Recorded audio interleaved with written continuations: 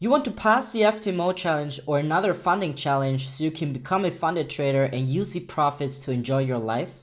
Then check this video out. In this video, I will show you an easy way on how you can pass every funding challenge. So first things first, you want to make sure that you have a strategy in place and that you're already profitable. Now the main focus when starting a funding challenge should be to preserve your capital so you don't lose your account, because typically you have 30 days to pass the challenge. So let's say that you don't reach that profit target in 30 days but you're in profit, then you will get a free retry. So that's why it's important to preserve your capital and not blow your account. So in order to do that, you need a set of rules and proper risk management. Another important part of passing funding challenges is to have a set trading plan and follow your rules by only entering on high probability trades. And I say that because ideally you want to start off your challenge with a win. Now this win will build up momentum and confidence, and it will make it easier for you to pass the overall challenge. Now on the other hand, if you enter on a low probability trade and you actually lose that trade, it can influence you negatively, stress you out, and just destroy your confidence, making it harder for you to pass the challenge. So my advice to you is just be patient and wait for the right trade to enter and start the challenge. There are different ways on how you can approach the risk parameters during a funding challenge, and I will show you two ways that work for me. So the first one will be the conservative way. Now here I always target a 2-to-1 risk to reward ratio.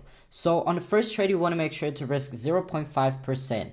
Now let's assume that you win this trade. On your second trade, you also want to risk 0.5%.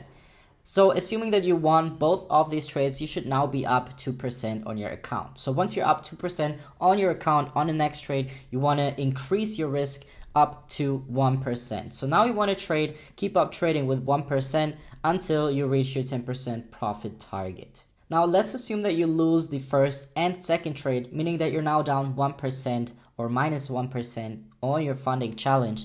What you want to do now is you want to reduce your risk to 0.25% and keep trading like that until you're back to break even. So once back at break even, you can now start from the beginning again, start risking 0.5% per trade until you're up 2%, and then increase your risk to 1%. Now let's come to the second way, which would be the aggressive way. So here we want to make sure that we always target a 3-to-1 risk to reward ratio, and it will look like this. So on the first trade, you want to enter right away with 2% risk. Now if you win this trade, on your second trade, you also want to risk 2%. Now with targeting a 3-to-1 risk to reward ratio, we will end up with plus 12%, meaning that we already passed the challenge with only 2 trades. Now let's assume that we lose our first trade. That's when you want to reduce your risk to 1% on the next trade. Now let's say you also lose the next trade. Now you want to reduce your risk to 0.5%.